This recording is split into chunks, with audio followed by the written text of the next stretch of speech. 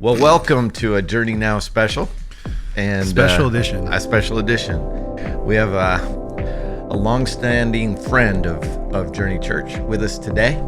And he is a part of IC13, founder, director, and all-round runner of IC13. His name is Ty Hasty. And Ty, can you just tell us what countries right now that you guys are currently doing ministry in, and what is the focal point of that ministry? We have a children's home called Family Spirit in Masindi, Uganda. Okay. That we support.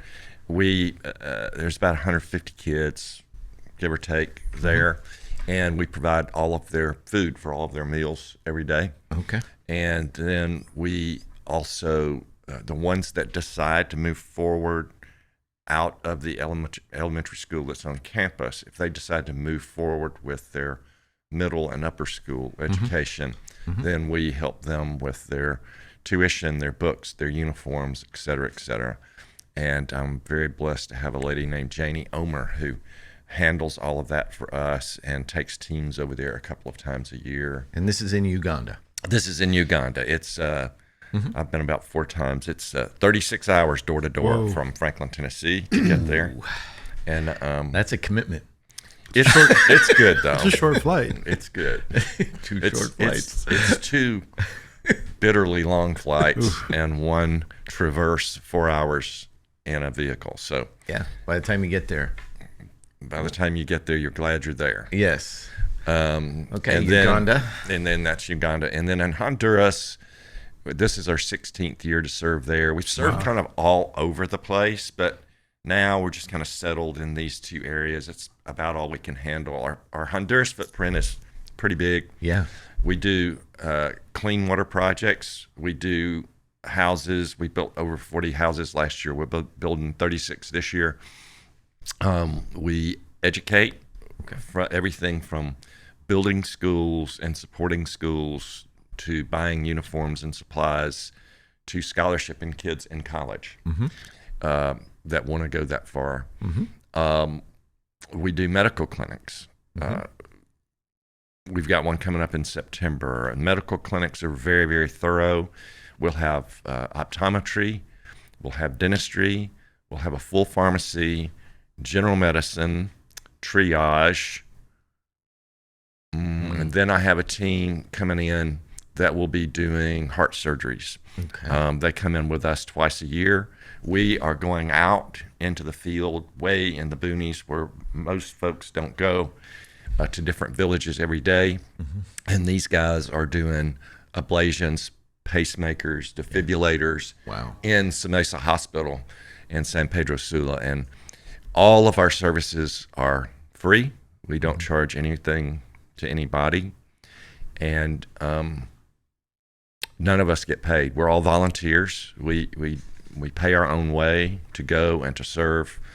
And we're fortunate enough to be able to raise money from like-minded people to be able to keep it going. And I would say lastly that I think the other thing that we do that's a little bit different, when we do a medical clinic, if let's say we run into somebody who's got a prostate problem, or a woman that we find a mass in her breast, or something that we can't handle in that clinic. That clinic. Yeah. Then we get their name and phone number. We refer them to a specialist. We follow them until either they get the meds they need or the surgery that they need, cataracts to, anything.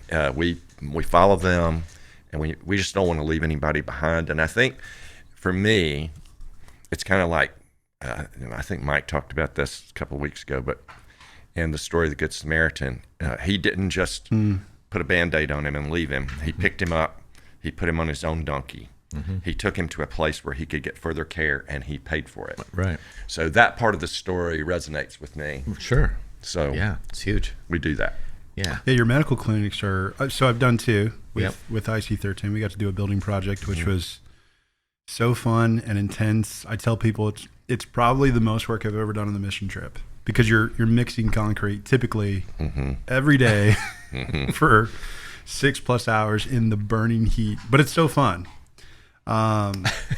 If you like that kind of thing. Even if you don't, it's hard work, but it's really fun. Yep. And then you guys do medical trips. No, I went to a medical trip. Gosh, I don't remember how long ago. 19. A couple of years ago. But can you speak to why these clinics are so important? I know you mentioned they're in remote areas. What I didn't realize when I got there was, one, the amount of people that were there. Like, I remember getting off that bus, and we're talking like hundreds of people. Waiting. Yeah. All waiting. Yeah. Why is this so important for these communities? And if you guys didn't do this, what would it mean for those communities? Well, in most communities, and it's not just Honduras or Uganda or wherever, it's the world, most of the world. Yeah. If you can provide somebody with basic medical care and clean water, you can change their life. Yeah. Yeah. The kids can go to school without having worms and their stomachs hurting and, bacterial problems in the water. It's just a bad thing. But if you take, it's not one, all of these things are not one or the other. They're all both and. Yeah, they're interrelated. Yeah. So the clean water, and you add to that some basic medical care and teaching about how to handle basic medical care, it makes a huge difference. Yeah. The other thing is that most of these areas are not in town. They're not in a big city. Yeah. So they can't walk to a clinic that has real well-trained physicians and get care. Yeah. Yep. So many times there'll be a clinic in the community, but maybe a nurse shows up once or twice a month. Wow. Checks on people, but they don't have any medicine because they can't afford the medicine. So a lot of times they come to me and they've actually been to a clinic and the doctor has said, oh, we checked your blood and your blood sugar was 500-600. You're a diabetic. You need to change your lifestyle. And, oh, by the way, you need this medicine, this metformin, and you got to take it every day for the rest of your life. Right. And they don't have any access to it. And they don't have the money to buy it. Right. And nor does the community government clinic have any on hand. So they'll get some, but then in 2 weeks they'll be out. Yeah. So we usually try to stock them up with 4, 5, 6 months worth if it's a critical thing, cardiac or diabetes, something like that, so that they can figure out a way. Like, we do education with them, tell them they got to quit drinking 50 Cokes a day and eating all sugar foods. And then I have a Coke Zero. Yeah, that's good. That's good. Well, the Cokes down there are better than here, and I think it's because of all that cane sugar down there, the raw sugar. Better sugar. But anyway, so we try to educate on site, but we also want to say, hey, look, you're going to have to take this for the rest of your life. Yeah. Take it for 2 weeks. Go get your blood sugar checked again at your local clinic, and then figure out where you can get this. And then we have a Honduran bunch of doctors that are buddies of ours, and we can say, hey, can you check on this person in a couple of weeks? And so it's a good thing, but it's just so necessary, and it's a drop in the bucket. I mean, you're right. We drive up and there's 200 or 300 people working. We see 500 or 600 patients every day. We'll go through 40 to 50,000 units of medicine in 4 days. Right. Our heart guys will do 20, 25 procedures in 4 days. And it just changes people's lives. And so I got to sit in with the heart guys. That was wild. That's right. I got to, first time in the operating room ever. I was in full scrubs with my camera. And I mean, some of these guys, this is literally most of them, it's life-changing. Yeah. Right? Like they can't function or can't run. And this kind of care costs a lot, right? Oh, yeah.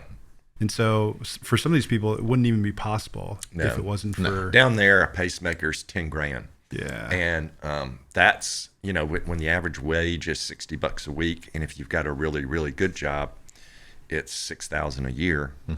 You can't afford that. Yeah. And they don't cover that with they have this insurance that they call it Social Security. It's totally different from our Social Security, but it's kind of their government insurance. Right. And you just can't get it. Yeah. You just can't get it done. And these guys and girls that go down and on that team, they'll work, 18, 20 hours a day. They don't really care. And they're putting these things in, and there's no charge. Yeah. Yeah. When I went with you, I saw the back or the front end of everything. You went around, talked to a lot of Hondurans and the city leaders, town leaders. It's not a city. Towns, villages, what do you call them? But we would go in and have conversation about what they needed and how you could help and how Hondurans are also working alongside you. This isn't just a bunch of Americans going down to Honduras. This is you partnering with Honduran people for their own care, for their own development. And if you do pay somebody to work on a house, you pay a Honduran, right? So there's that part of it is unique to a lot of what I would say would be short-term missions or missions projects, is that you're as interested in sustaining them in skills and in paying wages and getting them involved in it. Did you get to work with some Hondurans when you were there? Oh, it was I mean, that was one of the things that I loved about it, was that we weren't the experts, they were. They told you they were in charge. I mean, they were the ones that knew how to do all of the things, right? How to mix concrete, how to tie rebar, and we were just alongside of them. We were just kind of the doing more of the grunt work. You were the labor. We were the labor, right? Yeah. But there was two things in particular that I loved. It is the partnership working alongside with a bunch of Hondurans. That's incredible. Yeah. And walked away even personally just affected and changed by that experience. Yeah. I think the other thing is, and this is kind of unique, is that you're there for a week. We're not finishing a house in a week. No. Right? We're there. I'm sure other teams or other groups of people that have come in and contributed to the same house. So you don't get, it's weird. But if you've done any sort of mission trip kind of experiences, one of the things that I think I struggle with mission trips is kind of this rescuer mentality. Yeah. This idea that you walk away and you're like, I did that. But it's, again, you fly in and you fly out. And so this experience is kind of unique in the sense that you don't finish any of the projects that you work on. Right. So you're part of the machine, you're part of what's happening, but you don't get the credit in some weird way. Right. And I kind of love that. Yeah. Because the people that ultimately finish are the Hondurans. Yeah, I mean, we don't quit working because we're not there. Yeah. So, right. Yeah. We're working every day. Right. So two thoughts. One is that I think it's important that we understand that there's a lot of people in emerging countries that want to help their people. Yeah. For sure. There's a lot who don't. Right. Yep. But there are a lot who do. And they just don't have the resources. Yeah. So if we can provide the resources and partner with them, they'll get the job done. Yeah. So we can go in for a week and start a brand new house, and we'll leave, and 3 weeks later it'll be finished because they will continue because they have all the resources. Right. Tell people what this house looks like. I mean, we're not because they might be picturing something totally different than what actually is happening. So it's a concrete block house. They're a little different depending on what village you're in and kind of the way they do it. But basically, it's a concrete house, concrete floor, concrete columns, metal roof, one living room, 2 bedrooms, and a bathroom in between. Excuse me. So that's the base model. Right. And they cook outside. Yes, or in another building. Okay. Yep. Mostly. Okay. So that's the base model. And, if the families way too big, we may add another room on or not, or they might. If it's just a single 80-year-old woman that just needs a dry place to sleep, it may be one bedroom and living area and bathroom. So we modify a little bit. We're just not stuck to it. And I think that helps us to be a little bit flexible and understand their needs. We're there to fill their needs, not ours. Right. Culturally, they don't live inside, though. They live outside. Is that right? There's a lot of outside living. I mean, most of these will have a little porch with a little lean-to thing on it, and a lot of they'll be sitting outside and a lot saying hello to the neighbors and scratching out a living. Yeah. Regardless of what it is that they do. The square footage probably what, 700 square feet? Yeah, 700 to 900 square feet. It's not very big, but man, it sure beats bamboo. Lean-to and dirt floors and spiders and scorpions and snakes swimming through every time it rains. But yesterday you said something that really resonated with me, and I want to say something about that made me think about it when you were asking the question. And that is that you said yesterday, in order to disciple somebody, you need to have a relationship, and before you give them the info. Yeah, and that's one of the things that really, when you said it, I was like, bingo, because I tell people all the time, when we go into these villages and we meet with them and say, hey, how can we help? What can we do? We're not in there trying to beat them over the head with a Bible day one or ever, really. Right.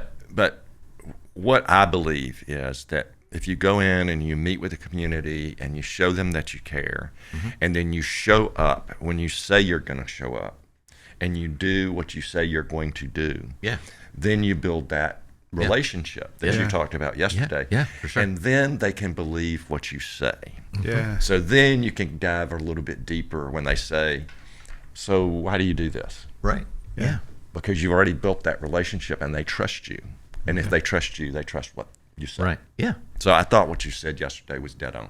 Yeah. So how long does it take from start to finish to build one house? About a month. About a month. Depending on how much rain we get. One thing I remember, our first trip, I don't remember what village this was, but I remember stopping at a village with a bunch of different colored homes. And you had mentioned that most people, and this is what I love, is that most people, we tend to think of kind of a bunch of things that we take for granted, like paint, right? And when you're building these concrete homes, they are literally, they're just concrete. They're just gray. They're gray. Yep. And I remember you telling me a story about this village in particular where you basically allowed all of them to pick out a bunch of different colors. Can you talk a little bit about that village in particular? Yeah, so it's interesting. That was the first time I ever went down there. I didn't want to go down there.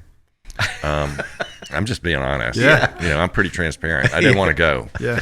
And actually, my sister taught me into going. What year was this? 2010. This is my 16th year. Okay. In that country. So 2010. 2010, January 2010.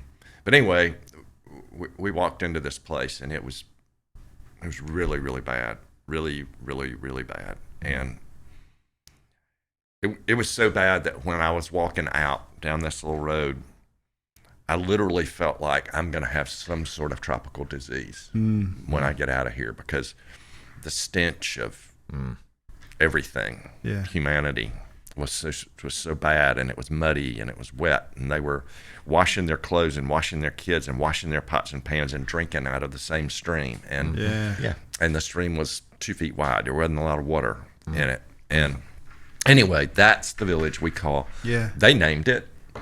It's Monte de los Olivos, which is the Mount of Olives, and we built 32 houses in there over the next few years. 32 houses. A community center and clinic, a school, and a church.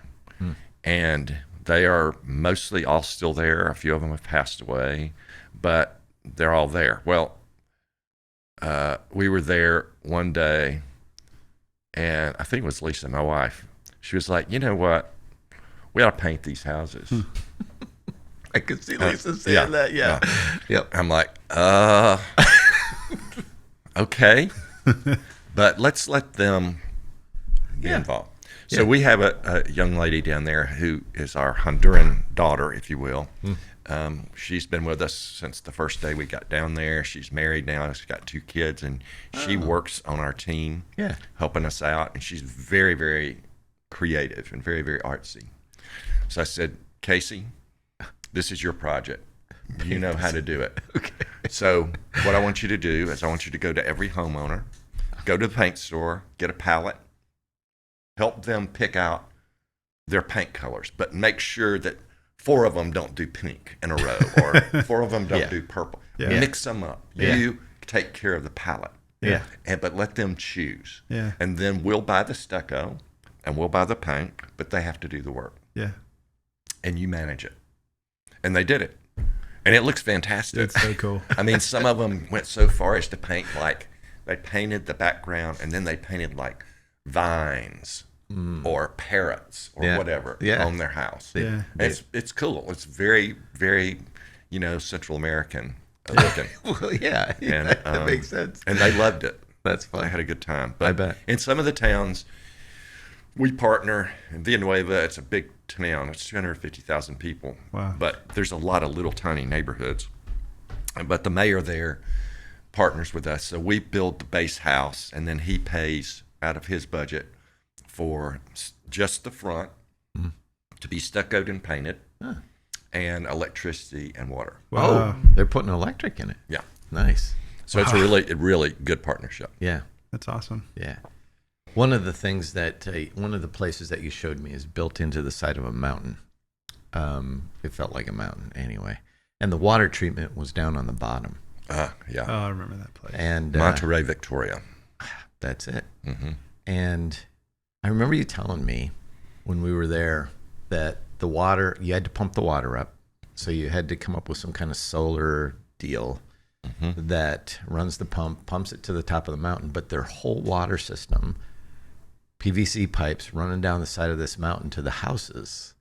And you were able to get to a certain point, but then you were like, I don't remember exactly how it went, but the Hondurans finished that water system. They came in, dug the trenches, put the water into the houses, and laid the PVC pipe. But it was impressive. I was like, this is amazing. But you pumped it up to like a water tower or something, like a big container, and then it just ran down the mountain. And they had like each house had water in it. Yeah. So cool. Yeah. So we partner with a group sometimes out of Charleston, South Carolina, called Water Mission. They're a faith-based organization as well. And that particular project, they're all different. I looked at one last week and I'm like, it's going to be hard. But anyway, they're all different. Challenging. Yes, challenging. We'll figure it out. Yeah.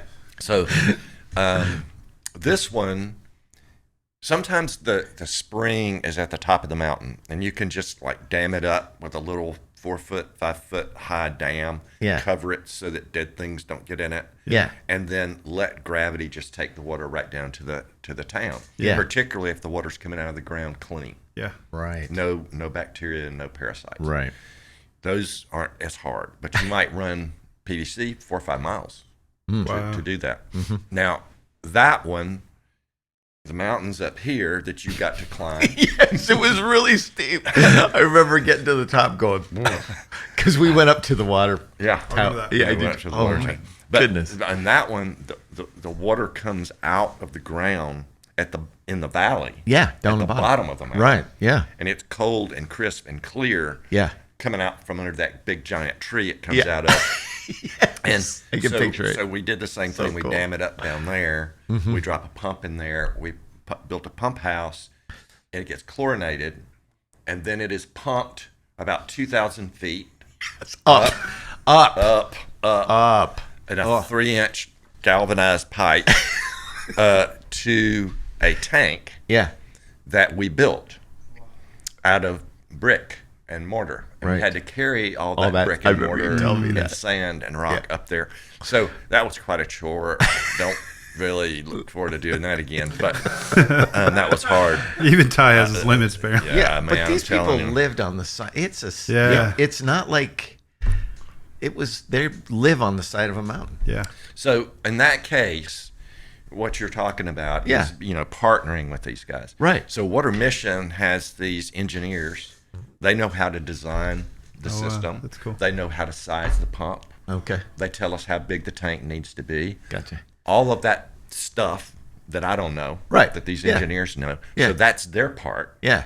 We get that done, and then we're like, okay, guys, we're going to run a big 3-inch line laterally across the mountain this way and across the mountain this way.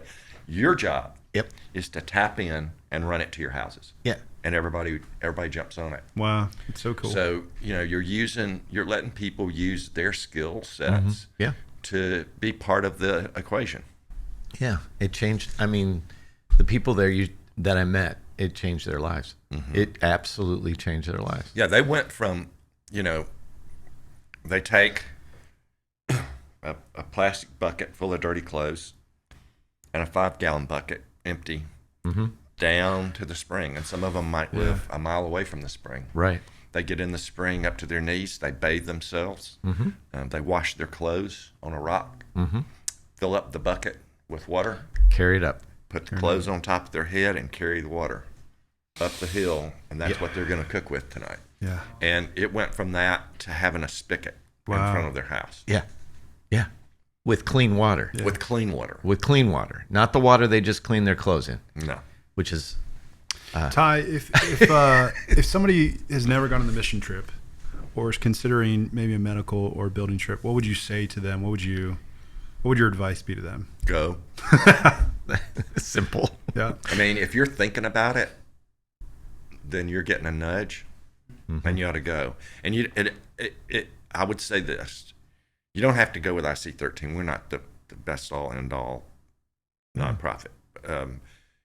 Go with somebody, but I would say do this. I would look into who you're going with, Yep. and understand who they are and what they do, and I would encourage you to do projects that are sustainable projects.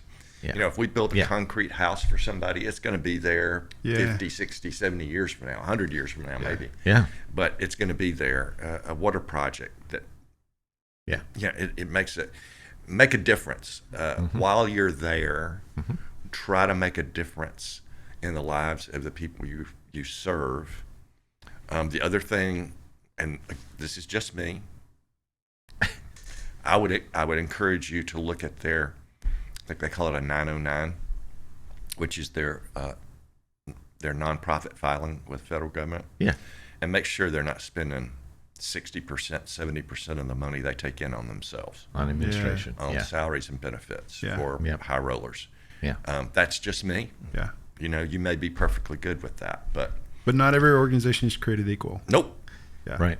Nope. And it does matter, especially in those spaces. Yeah, the ones that are actually service organizations, I think, are different. Yeah. I think like churches, for example. Churches to me, I say that's different because their role is not building churches, building schools, doing medical necessarily, but they have to have a staff to do what they do. Right. Yeah. So I think that's a little bit different. But these guys that are claiming to be going out and doing this and this and this and this and this, but actually it's a family business, I think that's a little bit different from me. Yeah. Yeah. Just me.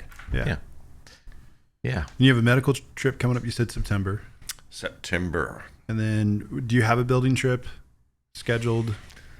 I've done 4 trips already this year. September will be 5. I'll probably go back in December just to do all my planning from January. So I think I've done 8, 10 a year, but now it's I still work. I have a job. You have a day job. And I have family and other Yeah. stuff. So Yeah.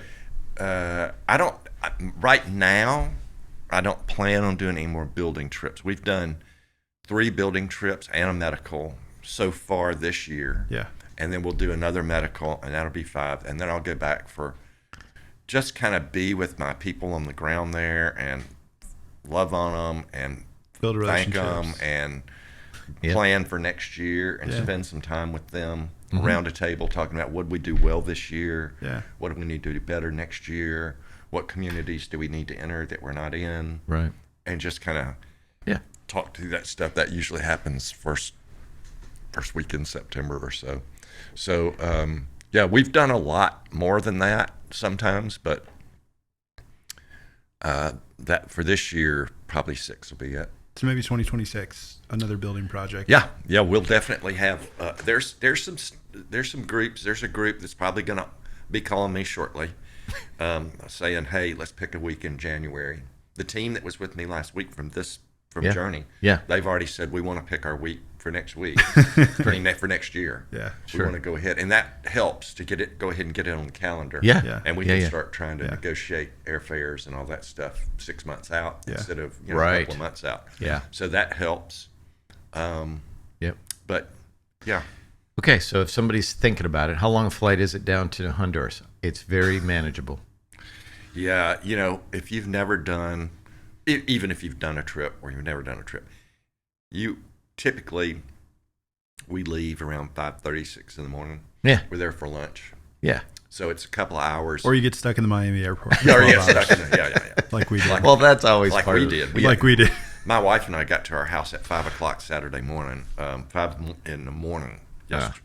Day before yesterday. It was it was a long day. That is a long day. But typically, we can go through Houston. It's like 2 hours, 2.5 hours to Houston, and then another 2.5. Yeah. And Honduras, for people, particularly people who want to be exposed to a short-term mission trip without traveling 36 hours door to door, it's a good country to kind of go in and out of. It's pretty easy to go in and out of. We don't go into any of the big cities where there's trouble. We pretty much stay with the outliers and the poor people, and where there's not a lot of the trouble. people on the margins. That was the one thing that I really appreciated.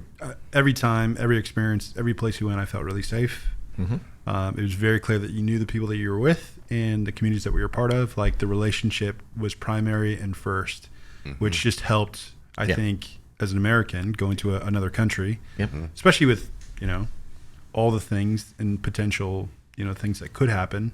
I just felt really safe, and it was really a great trip. Well, we're really, really blessed. Lisa and I have a team of people in the U.S. that are very, very supportive. Nurses, doctors, dentists, optometrists, surgeons, and just people who like what they see that we do, and they know where their money's going. And they give us money to keep it going. But our people on the ground in these places, we have 2 people in Uganda that we pay a stipend to. It's not a full big salary, it's just a stipend. And they spread the money around that we send every month and make sure that the beans and the rice and the chicken gets to the mouths that we're trying to feed. Right. And then in Honduras, we have a team that is really, really special. And you have a great team. We have a good team, and we all love each other, and we all work together really, really well. Shout out to Lola. and so we've got a good team down there, and they're always ready. They're like, okay, when are we doing this again? Okay. And that's great. They're great. So they're the heroes. So if somebody listening to this said, hey, I can't go on a trip, but I want to help. Can they financially help you? Absolutely. We're a nonprofit. You can write it off. You can write $1 million check or a $1 check. You can write it off. Yep. And you can go to IC13.org and do it through PayPal if you like. They're going to take a chunk. Or you can just write a check. Okay. And our address is there on the website. Yeah. Or you can send it to. We'll if you drop it here too, we'll get it to you. Yeah. And Journey. At Journey will get it to Journey, and Journey will get it to us. But we'll take all the support and help and advice we can get. You've built a great organization, and we appreciate partnering with you, Ty. Yeah. Thanks for being on team with us, and appreciate the time to come in and just explain what you guys do, and hopefully. This will generate some more interest and hopefully a little bit of money. Great. Thanks, Ty. Thank you. We're out. Take care.